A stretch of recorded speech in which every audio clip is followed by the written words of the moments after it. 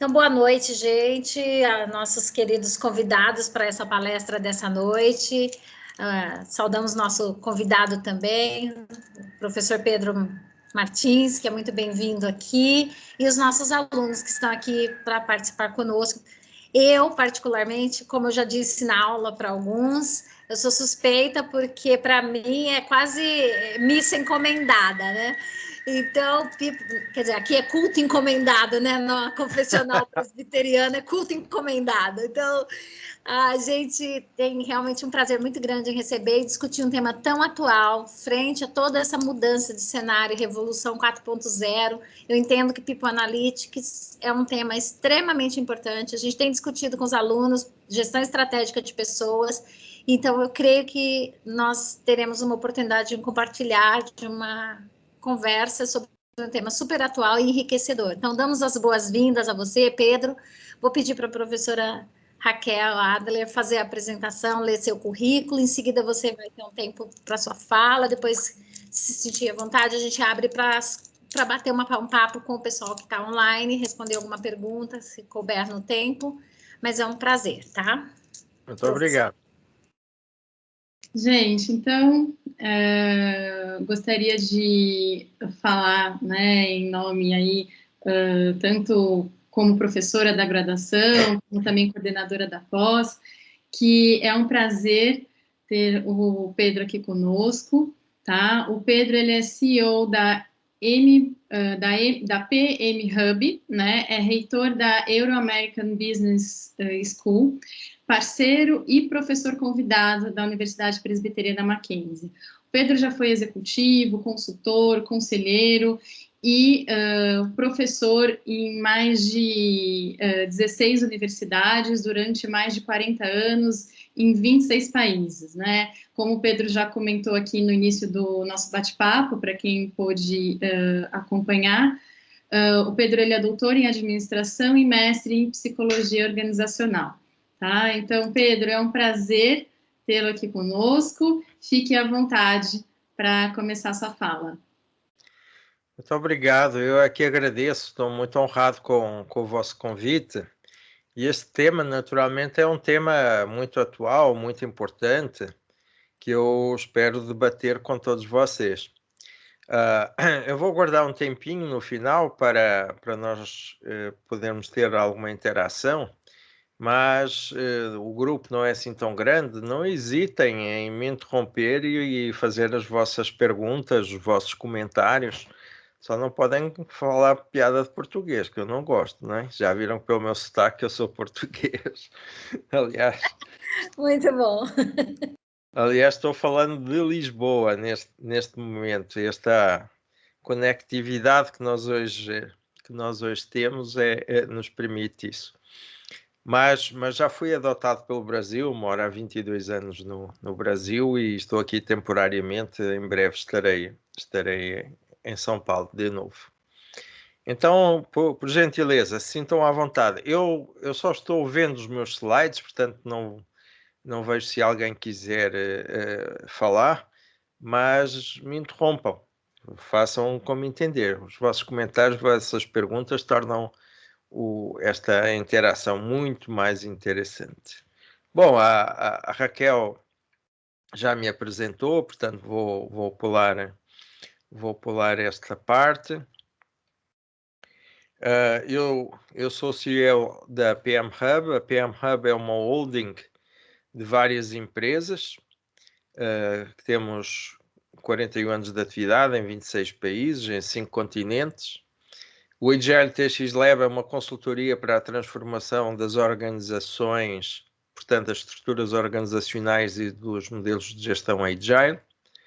A PM International Consulting é uma consultoria sobre produtividade e performance.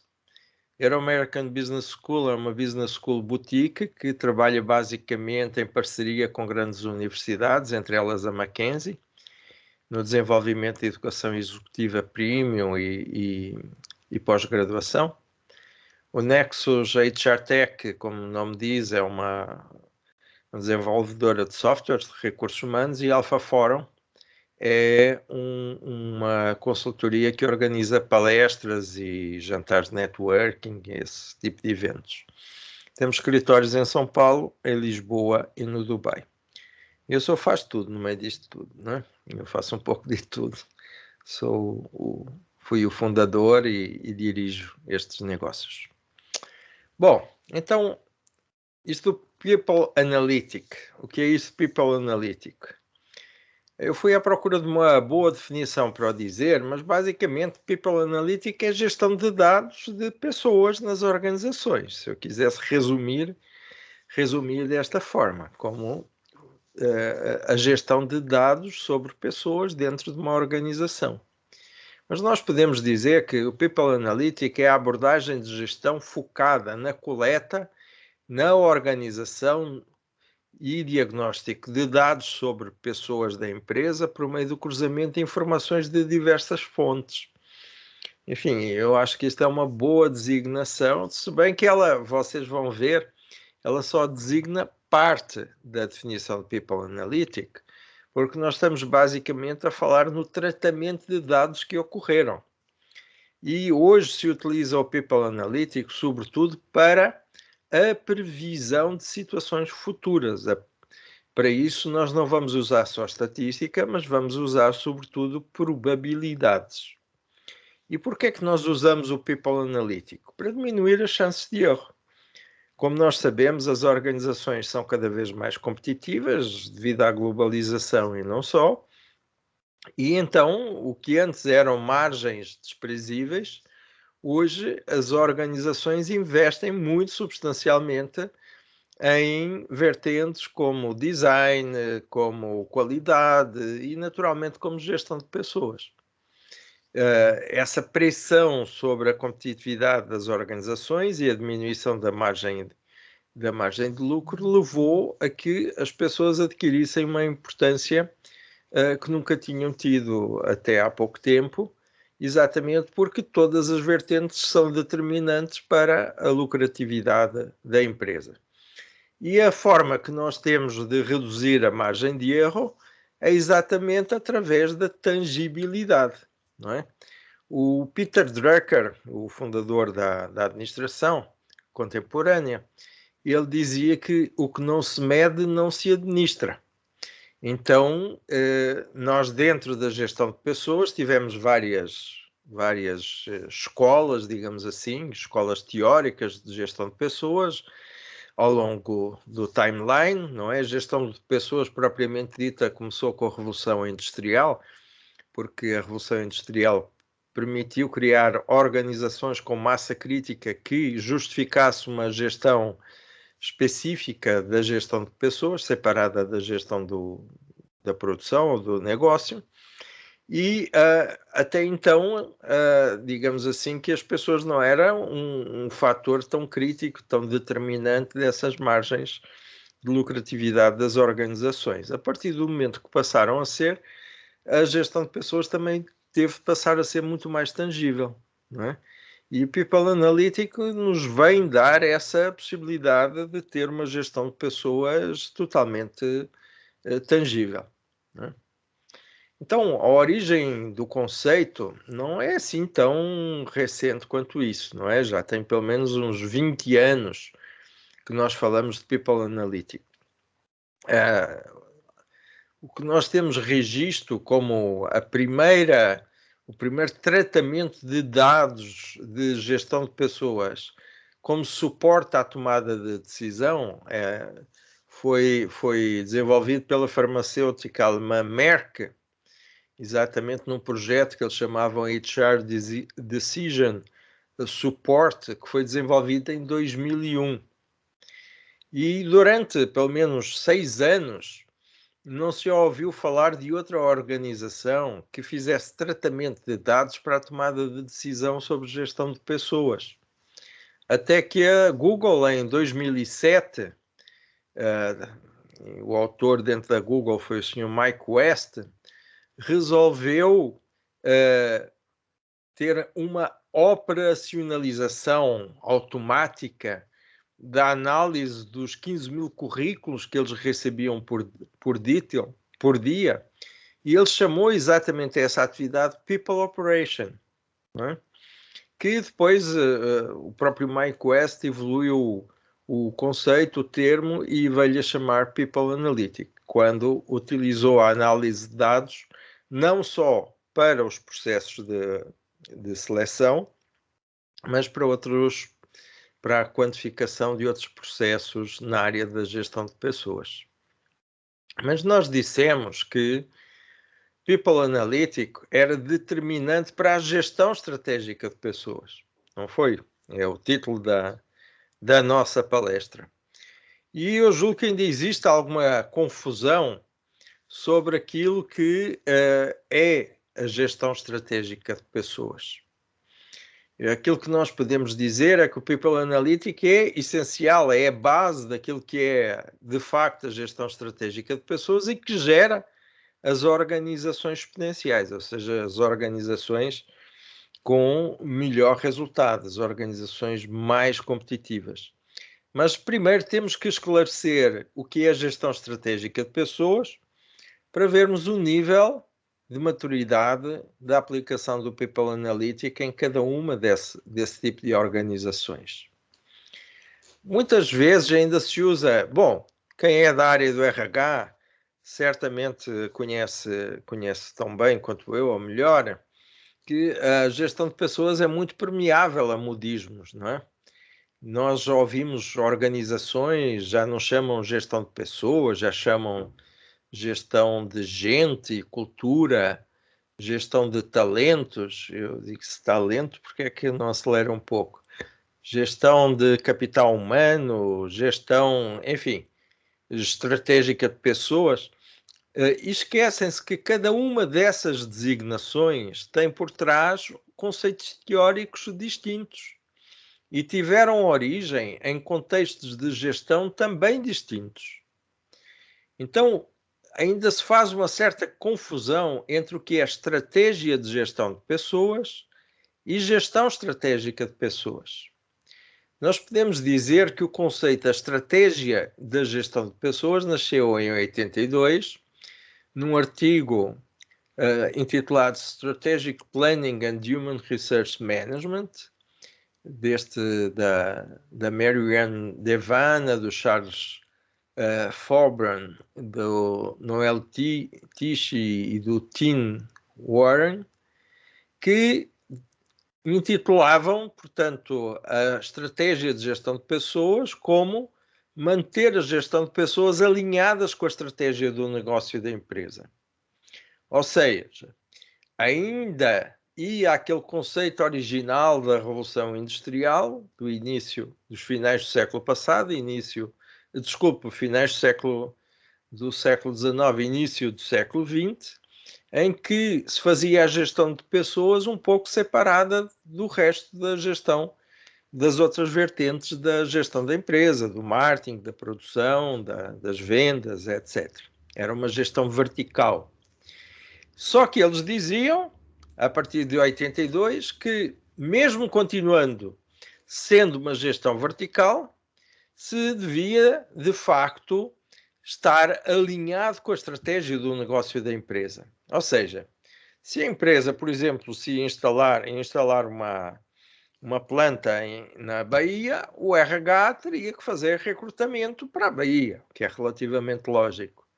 Se essa planta usava nova tecnologia, o RH teria que desenvolver um treinamento para essa tecnologia dessa nova planta. É esse que é o conceito básico do que é a estratégia da gestão de pessoas. E nesse caso, o People Analytic que se usa, e hoje muitas empresas continuam nesse estádio de desenvolvimento do RH, ou seja, da estratégia da gestão de pessoas, o People Analytic desenvolvido nessas organizações era de natureza, ou é de natureza, bastante rudimentar, bastante básico, não é? Em que nós usamos o People Analytic basicamente de uma forma descritiva, ou seja, para nós coletarmos dados sobre determinados eventos já ocorridos, por exemplo, o nível de absentismo, o número de horas de treinamento, enfim, é apenas uma coleção de dados, ou podemos usar também como diagnóstico para a apuração de causas de problemas por meio de dados e estatísticas. Por exemplo, se há uma ocorrência entre absentismo e inverno, por exemplo, em que as pessoas estão mais resfriadas. Se há uma ocorrência entre, por exemplo, agora ter mais dificuldade de contratar quadros superiores masculinos na medida em que a população universitária feminina é predominante. Enfim, tratava-se de uso de dados de uma forma ainda bastante básica, que serve para descrever um determinado evento ou para apurar as causas desse evento, mas do ponto de vista estatístico. Não era muito mais do que isso. Nós, em 92, surge o conceito, de facto, da gestão estratégica de pessoas, que é um conceito substancialmente diferente do conceito da estratégia de gestão de pessoas. Isto parece um joguinho de letras, mas na realidade tem significados muito diferentes. Esse conceito de gestão estratégica de pessoas nasceu exatamente em Israel. O Peter Bangberg, Michel Buron e o Mushland são tudo professores israelenses e definem a gestão estratégica de pessoas de uma forma disruptiva, totalmente diferente. Já não se trata mais da gestão de pessoas, mas da gestão do negócio por meio da gestão de pessoas. Ok? E isso vem alterar a finalidade da gestão de pessoas. A gestão de pessoas deixou de ter o fim em si, que nós muitas vezes atribuímos na era humanista da gestão de pessoas, de gerar o bem-estar, a felicidade, etc., dos empregados, para realmente colocar as pessoas ao serviço da geração de mais-valias para a organização. Então, começamos a falar nas pessoas como um meio para a gestão do negócio e não como um fim da gestão de pessoas como até então. E por que é que isso acontece dessa forma? Em primeiro lugar, porque nós entramos na era do conhecimento. Até então, o dono do principal capital das organizações era basicamente o acionista, quem tinha as máquinas, quem tinha os meios de produção, quem tinha as patentes comerciais. E hoje, na era do conhecimento, quem detém o conhecimento dentro das organizações são os empregados. Então, os empregados passam a ser o principal stakeholder das organizações. Eu peço desculpa se algumas pessoas ficam sensibilizadas com esse termo empregados, mas eu prefiro a terminologia norte-americana, que é employee, employee, empregados, empregadores, porque nós latinos às vezes somos um pouco hipócritas na utilização deste conceito, e eu digo sempre, experimenta não pagar o salário e a ver se a pessoa colabora. Antes de mais, a pessoa é empregada. Em segundo lugar, a pessoa é colaboradora, não é? Então eu vou usar sempre o termo empregado exatamente no conceito anglo-saxónico e no sentido em que isso é que é o vínculo principal entre a pessoa e a organização. Então, disse eu que foi quando o principal stakeholder passou a ser o empregado, ou seja, que ele era o detentor do principal capital, que era o conhecimento, que nós passamos a ter uma gestão estratégica de pessoas. Porque até então a gestão de pessoas ainda era uma gestão vertical na organização. E naturalmente que essa globalização que nós ainda hoje vivemos gerou uma competitividade nunca antes vista e, portanto, a gestão não podia ter o mínimo erro. Não é? Não havia margem para o mínimo erro. Era muito baseada em resultados. E, desculpa, em dados. E o People Analytics, como eu disse, é basicamente uma gestão dos dados da gestão de pessoas dentro da organização. É através da gestão estratégica de pessoas que nós chegamos às organizações exponenciais, ok? O que são isso de organizações exponenciais? São organizações que são 10 vezes melhores, mais rápidas, menor custo que as outras, segundo disse o Salim Ismail, da Singularity University, e ele diz que nós chegamos a essas organizações exponenciais começando por mudar a mentalidade das pessoas, tendo uma gestão data-driven, que naturalmente o People Analytic é essencial, ser adaptável e ágil e acelerando as mudanças com tecnologia. Isso hoje é determinante para o sucesso de qualquer organização, porque nós vivemos nessa era exponencial. Como vocês sabem, as empresas muito rapidamente vão de líderes de mercado a falirem, não é? Vocês veem grandes organizações que lideram o mercado num determinado período de tempo e pouco tempo depois fecham as portas porque não conseguem, de facto, sobreviver. E isso tem a ver com este conceito de organização exponencial que é 10 vezes mais rápido do que as organizações tradicionais. Mas o que é importante vocês reterem em relação ao People Analytic é que o People Analytic é fundamental também para a criação, para a constituição das organizações exponenciais, porque é a forma de nós tangibilizarmos a gestão de pessoas. O People Analytic aparece também num momento em que nós, na transformação, People Analytic naturalmente está relacionado com tecnologia, com os tratamentos de dados, e nós sabemos que na evolução da tecnologia nós temos dois marcos recentes muito importantes. Um é o da indústria 4.0, que foi criada na Alemanha em 2013, que basicamente visava a automação dos processos, o que naturalmente aumentou muito a rentabilidade das organizações, da competitividade das organizações, mas criou um problema social muito grande, que foi criar uma legião de pessoas que que ficavam desocupadas por via da automação e que também não tinham as competências básicas para poderem vir a ser reintegradas na economia. Vejam o que acontece neste momento no Brasil. Nós temos sensivelmente 14 milhões de desempregados, desempregados crónicos, desempregados que estão desempregados há muitos meses ou anos mesmo. E, por outro lado, temos mais de 1 milhão de vagas na nova economia que não conseguem ser preenchidas porque falta de qualificação, de pessoas não terem a qualificação adequada para essas vagas da nova economia. Isso, naturalmente, é um problema social muito sério. Daí que os japoneses, em 2017, viessem com este conceito da sociedade 5.0, ou seja, é nós pegarmos em todas aquelas tecnologias que foram criadas pela indústria 4.0, o IoT, a inteligência artificial, machine learning, etc. Mas colocá-las... Alguém tem o microfone aberto.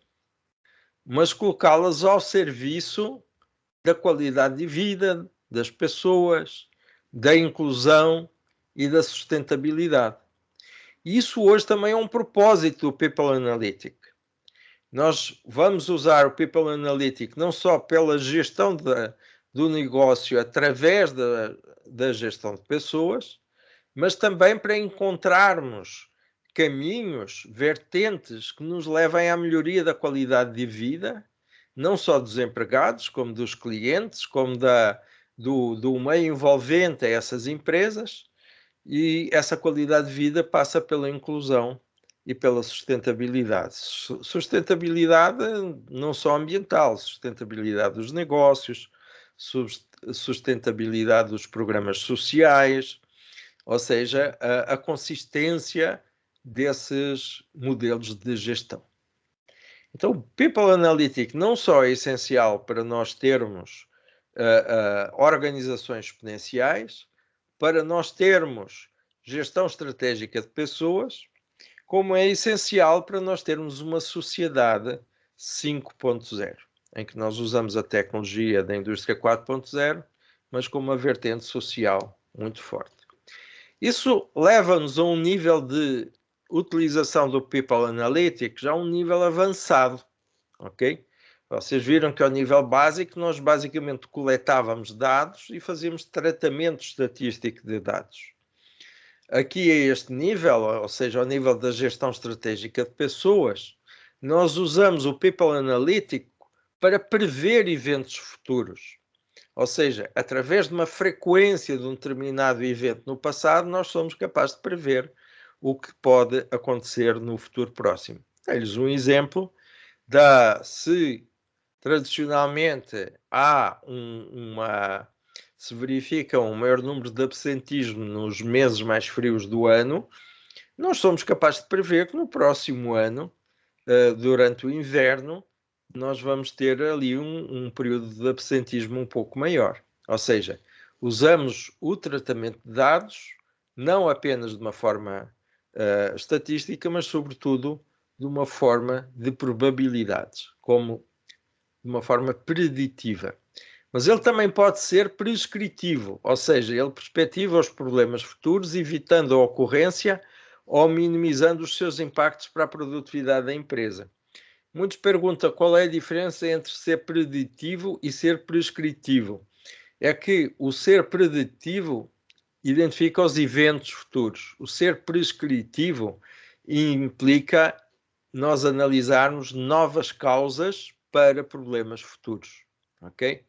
Nós, por exemplo, utilizando as machine learning aplicadas e a inteligência artificial aplicado a esta forma prescritiva, nós somos capazes de identificar causas que não existiram no passado e que podem gerar novos problemas que também não existiram no passado, apenas através da meta-análise, ou seja, do cruzamento de diversos dados, que eram dados que tinham tratamento individual, mas que cruzados nos chegam a conclusões de facto bastante mais ricas e diferentes. Então, quando falamos de People Analytics, estamos a falar desta equação que é a utilização da Big Data, da Business Intelligence e de People Analytics propriamente dito. O que é isso da Big Data? É a sistematização e coleta e armazenamento de dados. Não é? É o que nós vamos fazer. Para isso temos que ter um pensamento estratégico, temos que identificar quais informações precisam de ser obtidas, qual a interação entre esses dados e os objetivos da empresa e de que maneira é que eles podem ser úteis. Com isso, nós tomamos decisões estratégicas baseadas nesses dados, portanto, cruzando esses dados, que é aquilo que nós chamamos genericamente Business Intelligence. Então, como veem, nós estamos num modelo de gestão totalmente tangível, em que nós vamos usar apenas dados para a tomada de decisão e, consequentemente, há menos espaço de interpretação e há, naturalmente, um rigor que, tradicionalmente, o RH não tinha. No entanto, quando nós estamos a falar em decisões estratégicas, os conceitos de estratégia evoluíram muito recentemente e esta pandemia foi determinante nesta evolução do conceito de planejamento estratégico. Nós até então falávamos basicamente das tendências evolutivas, analisávamos o passado para antever o futuro, para prever o futuro. Dou-lhes um exemplo. O Habib's, que era, como sabem, uma lanchonete que privilegiava o atendimento a famílias, razão pela qual os restaurantes eram maiores que as outras empresas de fast food, tinham mesas maiores, tinham espaços para aniversários, etc., porque eles privilegiavam exatamente o atendimento de grandes grupos. E eles tinham uma previsão de criação de novas lojas muito ambiciosa. Com a pandemia, eles chegaram à conclusão de que as pessoas preferiam consumir em casa, mesmo depois do final da pandemia, do que fazer grandes reuniões nos seus restaurantes. Então, a estratégia que eles tinham baseado nos dados do passado levava-os a abrir novos restaurantes e restaurantes cada vez maiores. Se eles analisassem os desejos das pessoas hoje e não o comportamento delas anteriores, eles chegavam à conclusão do oposto, ou seja, que precisavam de abrir menos restaurantes e restaurantes menores. Então isso veio alterar substancialmente a forma que nós hoje temos de definir estratégias. Isto também da utilização do People Analytics, em que se torna mais complexo nós identificarmos os desejos das pessoas e atender a esses desejos do que fazer apenas a análise da frequência estatística de um determinado comportamento. Mas essa é a realidade hoje do planejamento estratégico. Nós temos de estar preparados para ser disruptivos, para fazer coisas muito diferentes do que fizemos até então, e nós nos preparamos para essa realidade futura, não através da análise evolutiva, mas através da análise dos desejos das pessoas neste momento. Como é que está o People Analytics no Brasil? Como vocês sabem, nos últimos anos, de facto, com a pandemia, os estudos geralmente são publicados no ano seguinte, não é? Então, os estudos de 2019 seriam publicados em 2020, que já não foram por causa da pandemia, e 2021 quase que não temos estudos de mercado sobre coisa nenhuma. Mas sobre o People Analytics, os estudos mais importantes que foram feitos, um deles foi da PricewaterhouseCoopers, em 2015, que identificava que 34% das empresas brasileiras olhavam as informações básicas sobre os seus colaboradores, mas nem sequer faziam um tratamento estatístico sobre elas.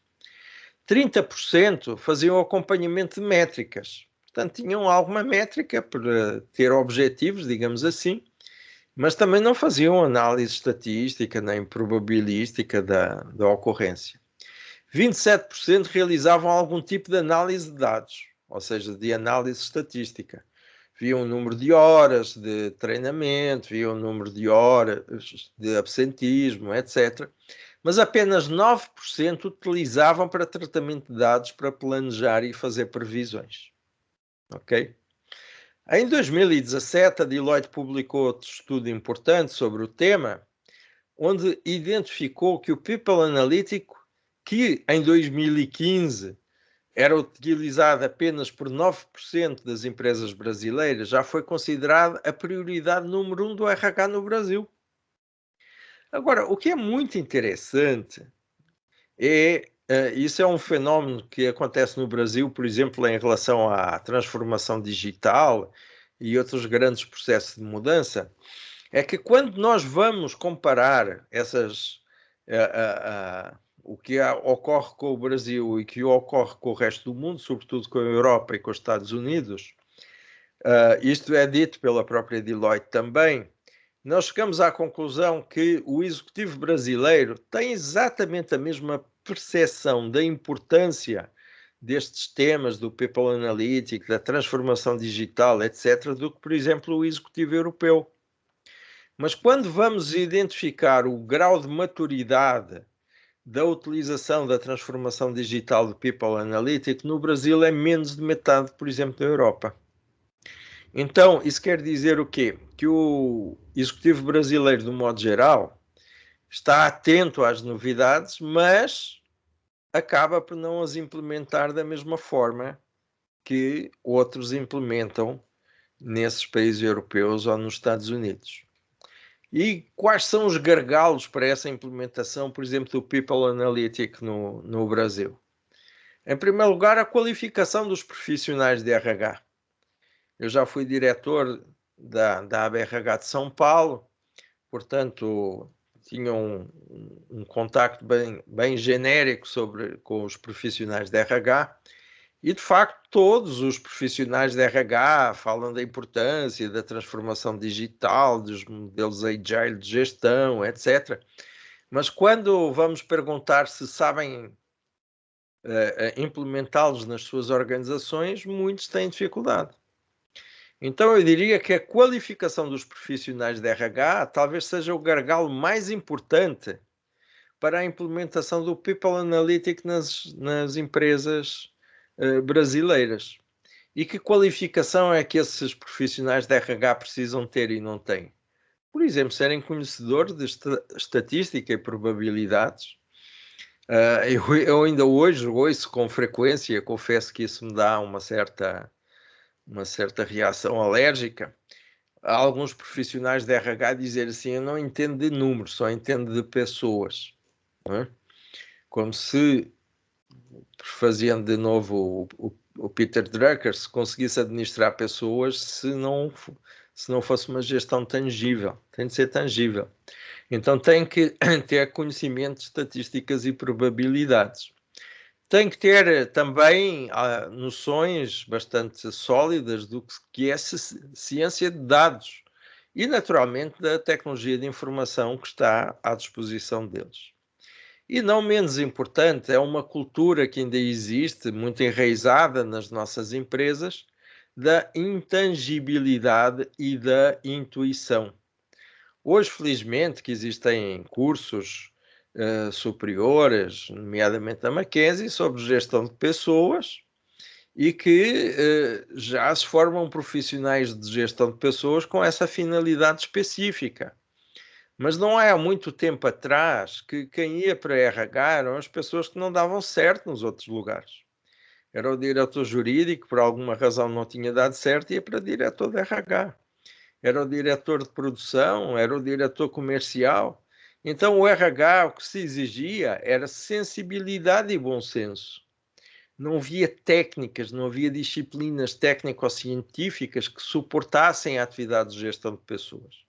O que naturalmente é uma falácia, porque essas técnicas existem e são técnicas tão consistentes quanto a gestão financeira ou a gestão comercial.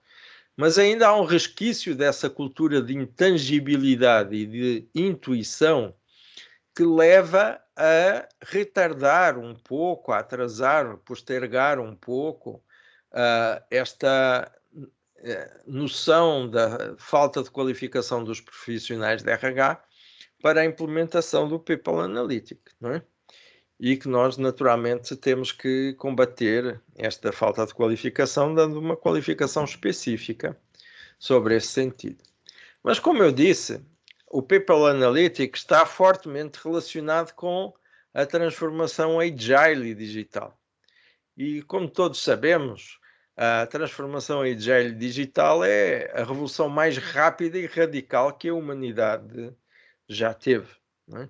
Então, tudo passa a ser desenvolvido a uma velocidade da luz.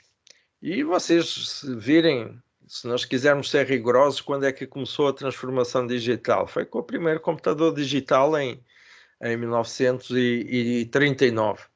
Nessa época, era um computador rudimental que fazia um processamento a cada 15 segundos, um processamento de dados básico.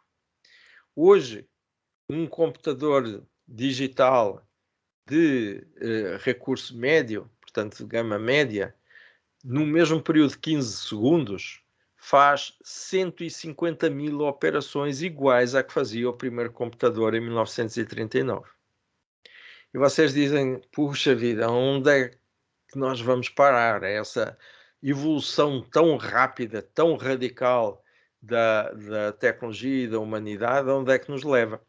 Não precisamos de esforçar-nos muito para identificarmos, por exemplo, que com a supremacia quântica, que também em rigor começou em 2019 com a venda pela IBM do primeiro computador quântico comercial, e que nós prevemos que essa era da supremacia quântica seja predominante a partir daqui a 10 anos, portanto, 10 anos é já agora, não é? Nós vemos que, por exemplo, em 100 segundos, para vocês terem uma ideia, o cálculo que um computador quântico faz em 100 segundos é equivalente ao cálculo que o computador digital mais poderoso da atualidade demoraria a fazer durante 10.000 anos. Então, se a evolução de 1939 para hoje foi aquela evolução extremamente rápida e radical que eu disse, imaginem a velocidade que vai ser a transformação daqui para a frente. E o People Analytic faz parte desta transformação, ok? Porque ele vive tecnologia. Como dizem os especialistas de transformação digital, eu sublinho aqui o Frederico Trajano, que é presidente do Magazine Luiza, e o Andrea Iorio, que é da L'Oréal, há uma certa unanimidade que dizer que transformação digital, muito mais importante que a transformação da tecnologia, é a transformação da mentalidade das pessoas. Então, para usar People Analytics, também não basta aprender estatística, também não basta conhecer a ciência de dados. É preciso ter uma mentalidade diferente. É preciso realmente funcionar com uma outra cabeça. E as competências que são exigidas para a transformação digital, na qual se enquadra o People Analytics, são relativamente paradoxais. Por um lado, nós temos as competências muito soft, relacionadas à mentalidade da transformação digital, como ser disruptivo, experimental, empoderado, colaborativo, flexível, informal, funcional, autêntico e transparente. E, por outro lado, temos as competências muito mais hard, muito mais rígidas, relacionadas com as práticas da transformação digital, que é ser curador de papéis e ritos, nomeadamente as ferramentas Agile, dos processos de trabalho em Scrum, etc. Ser muito mais analítico e lógico e objetivo, focado em dados. Ser compromissado com o cliente e com os resultados, ou seja, ter pequenos ciclos de gestão com entregas mais frequentes para os clientes. Outra coisa que é muito importante e que é contra a natura do próprio RH, que é ser focado naquilo que é o essencial, ou seja, o produto mínimo viável, aquilo que é o básico. Nós fomos educados no RH a sempre superar expectativas e depois reclamamos que os outros não reconhecem que o nosso trabalho lhes pode ser mais útil, porque simplesmente nós queremos fazer aquilo que os outros não nos pediram para fazer, não é? Este conceito relacionado com a gestão Agile, que por sua vez está relacionado com a transformação digital, nos obriga a centrar naquilo que é essencial e não naquilo que supera o essencial. É fazer muito bem aquilo que é necessário e não fazer nada além disso. E uma última competência, não menos importante, que é ser auto-organizado. Então estamos a falar de uma cabeça do profissional de RH que vai usar People Analytics, que é uma cabeça muito diferente. Mas talvez uma das maiores diferenças que esta transformação digital nos traz e que nos naturalmente também tem um impacto muito significativo no People Analytics, é que a transformação digital é o retorno ao analógico. Isto dito desta forma, pode chocar muitas pessoas, dizer assim, então o digital é voltar ao analógico, então o digital não é uma fase evolutiva do analógico, agora você está falando que o analógico é mais evoluído que o digital. Eu não estou falando de tecnologia, estou falando de mentalidades. Vocês imaginem, por exemplo, uma rosa vermelha. Se nós olharmos para essa rosa vermelha, nós não somos capazes de identificar a quantidade de tons de vermelho que essa rosa tem. Praticamente que o número de tons de vermelho é ilimitado na rosa. Tem tantos tons de vermelho que nós não conseguimos definir. Se nós tirarmos uma foto digital a essa rosa e ela ficar pixelizada, nós somos capazes de identificar um número finito de cores, de tons de vermelho que esses pixels nos apresentam. Então, a primeira grande diferença que existe entre o analógico é que ele nos dá uma infinitude, uma possibilidade infinita, digamos assim, de soluções, enquanto que o digital significa a sua finitude, o seu fim, porque ele é baseado na discretização, ou seja, na padronização. Deixe-me dar-lhes uns exemplos para ficar mais claro. Nós antes tínhamos os alfaiates e as costureiras que costuravam as nossas roupas porque não havia duas roupas iguais. Nós não temos duas pessoas com o mesmo comprimento de perna, com o mesmo comprimento de braço, com o mesmo peito, com a mesma barriga, etc. Então, cada roupa tinha um tamanho único. E isso era a era analógica, onde havia um número infinito de possibilidades. Entretanto, a indústria achou que não era muito rentável estar a produzir uma roupa diferente para cada pessoa. Então criou aqueles padrões básicos do P, do PP, P, M, L, XL, etc. E as pessoas tinham que se adaptar a esse padrão. Não é? Se a calça ficava um pouco comprida, olha, dobrava a barra. Se ficava a manga muito comprida, dobrava a manga e por aí fora. Estávamos numa época de padronização, que era uma época tipicamente do digital. Agora, o que é interessante é que é a tecnologia digital que nos leva ao mundo analógico de novo. Hoje é possível, por exemplo, uma pessoa entrar num scan, o scan mede todas as medidas da pessoa, que por sua vez tem uma plotter que corta o tecido para a roupa dessa pessoa, que tem um robô que vai costurar esse tecido e a pessoa sai de lá com um tamanho de roupa único, que é exclusivo dela. Então vejam, isto é a utilização da tecnologia digital para nós voltarmos ao mundo analógico. O que é que isso tem a ver com o People Analytics? É que o People Analytics nos vai permitir fazer um tratamento individual das pessoas. Aquele tratamento por massa, aquele tratamento por categoria profissional, nível de executivo, não executivo, por job grade, etc., deixa de fazer sentido. As pessoas passam a ser consideradas como indivíduos e isso só é possível graças à tecnologia que nós usamos. Deixem-me dar-lhes outro exemplo do que é ser analógico e do que é ser digital. Algum de vocês sabe de onde vem a palavra salário?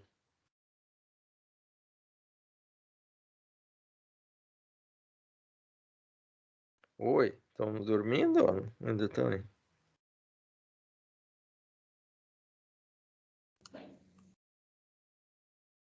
Vem do sal, a Eduarda está respondendo. Exatamente, vem do sal.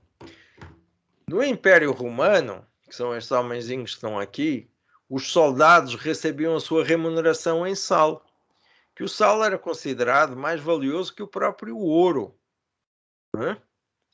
E então, eles transportavam toda a sua riqueza, toda a sua fortuna com eles. Era este saquinho de sal que eles traziam à cintura. À medida que o tempo foi evoluindo, não era muito prático, chegaram à conclusão que não era muito prático andar com a fortuna toda no bolso.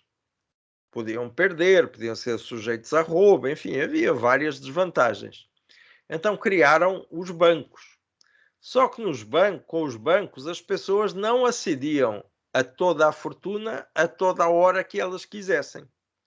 Tinham que ir a determinados lugares específicos, que eram as agências, num determinado horário específico, que era o horário de funcionamento dos bancos. Até que vem a tecnologia, vêm os smartphones e permitiram que nós hoje andássemos com a nossa fortuna no bolso, com o Z-Bank, não é? Com os aplicativos que nós temos nos nossos smartphones, onde nós, durante 24 horas por dia, podemos aceder à nossa fortuna e utilizá-la como bem queremos durante esse período de tempo. Ou seja, hoje o smartphone nos levou exatamente ao mesmo acesso que tínhamos durante o Império Romano, quando as pessoas traziam a fortuna no seu cinto. Então vejam que É a tecnologia digital que nos permite passar de novo para o mundo analógico.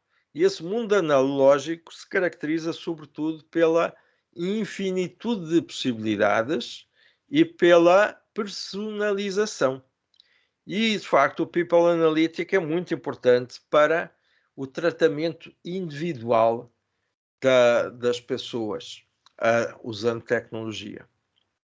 Então, nós temos, obviamente, hoje, uma tecnologia ao nosso serviço muito importante, muito interessante, que nos permite usar o People Analytics não só no tratamento de dados, mas sobretudo na previsibilidade, não é?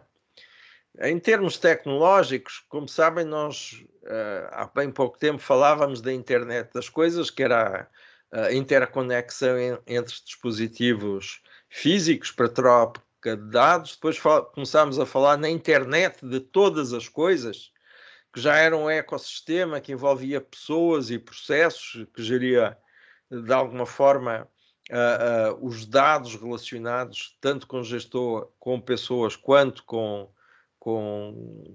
objetos, com máquinas, etc.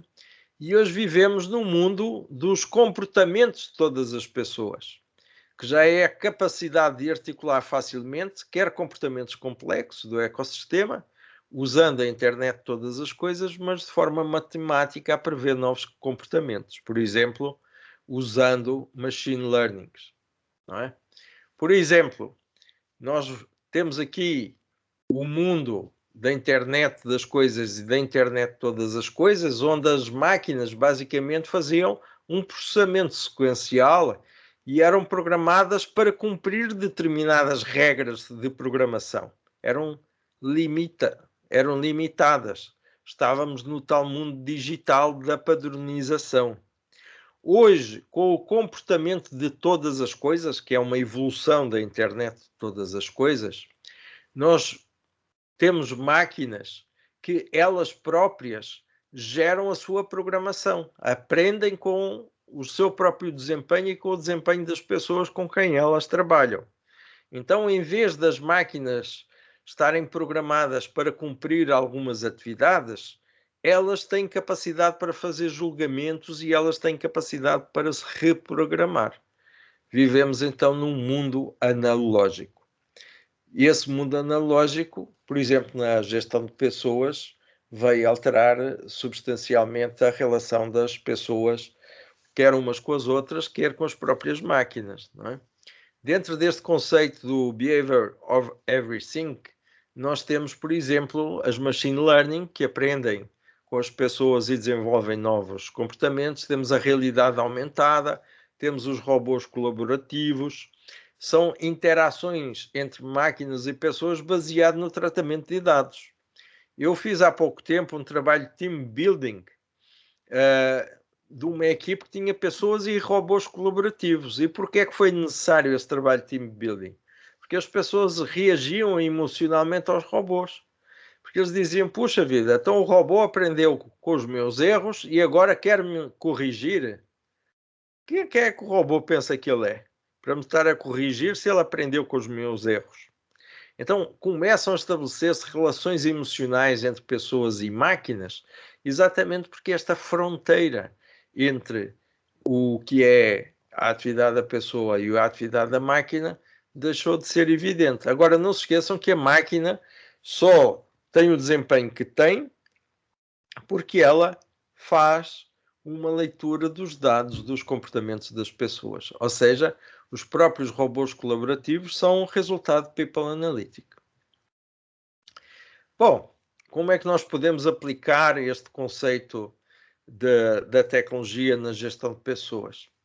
Isto podemos levar aqui a noite toda, eu vou só pincelar aqui alguns dados para vocês terem noção. Por exemplo, hoje há APs que nos permitem identificar com 3 dias de antecedência se a pessoa vai entrar em depressão ou não. Por exemplo, se a pessoa consulta regularmente redes sociais e se ela tem uma mobilidade, frequente, se nós verificarmos que as pessoas não estão usando redes sociais, portanto, não estão comunicando com outras pessoas, nem estão saindo de casa, provavelmente estão numa fase pré-depressiva. O RH pode identificar isso e tomar uma atitude preventiva dessa depressão. Não precisa que ela aconteça. Por exemplo, a biometria, através do reconhecimento da íris, da próprio suor da palma da mão, das digitais do dedo, etc., pode melhorar muitos comportamentos entre homens e máquinas. Por exemplo, para a prevenção de acidentes. Por exemplo, numa estrada, se nós virmos que o motorista começou a piscar o olho e a temperatura da cabine do caminhão aumentou, ele tem a probabilidade de adormecer. Então pode haver um mecanismo que dispara um sinal sonoro dizendo à pessoa, olha, encoste porque você não está bem.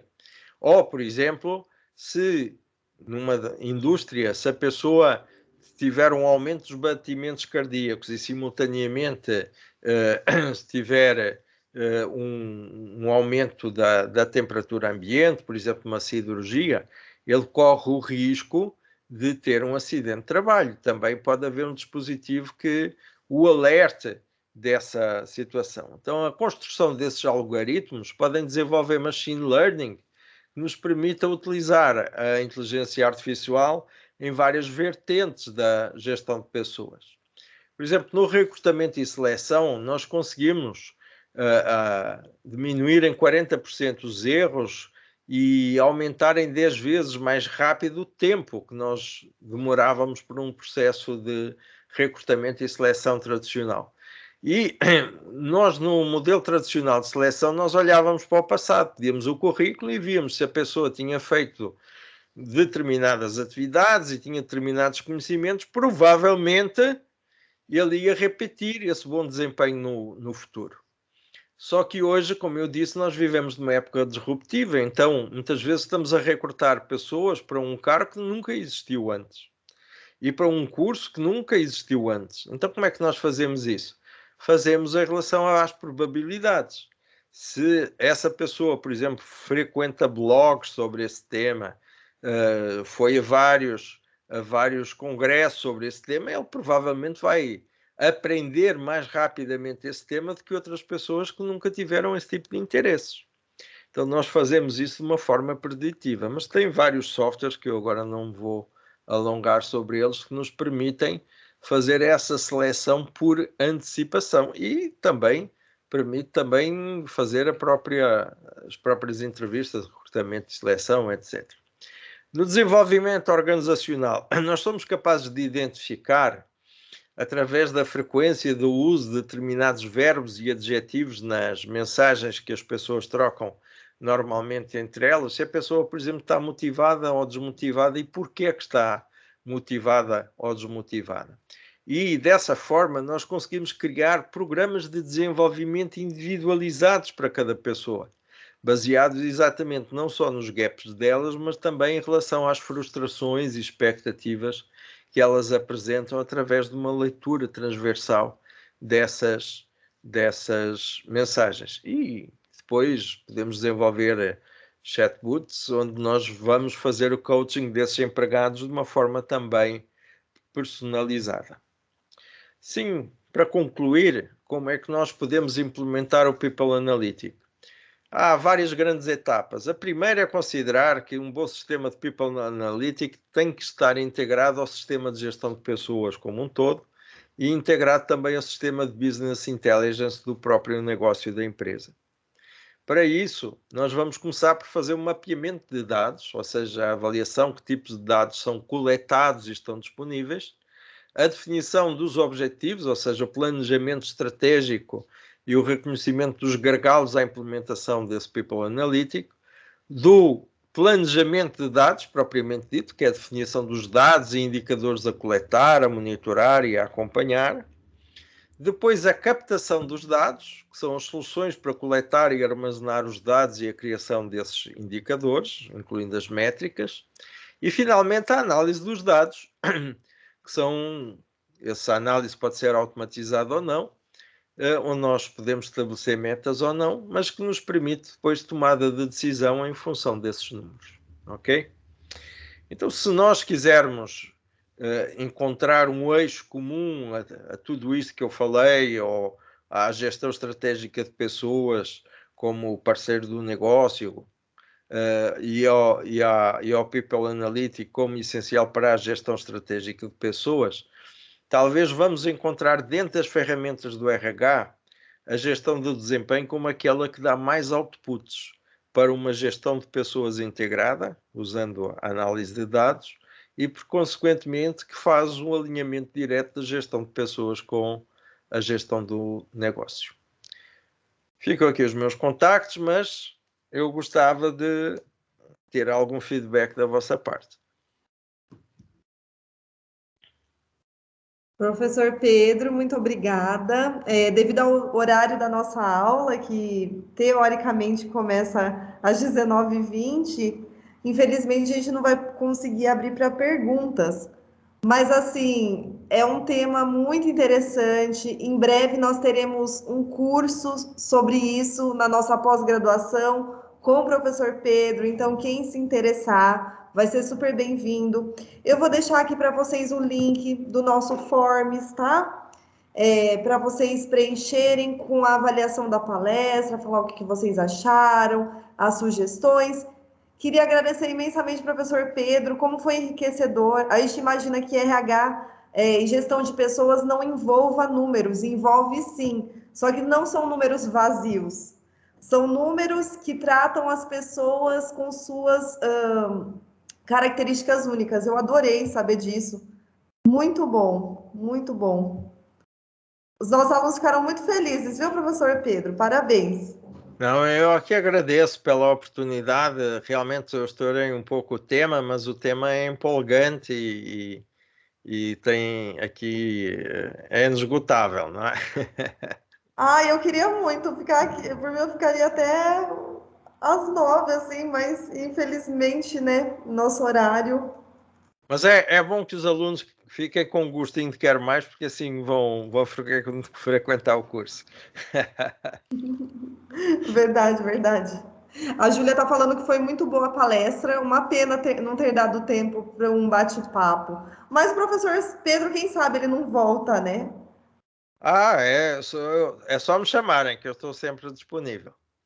O Igor também do sexto semestre adorou. Se quiserem marcar uma outra conversa, não para palestra, mas para troca de ideias sobre People Analytics, eu estou disponível.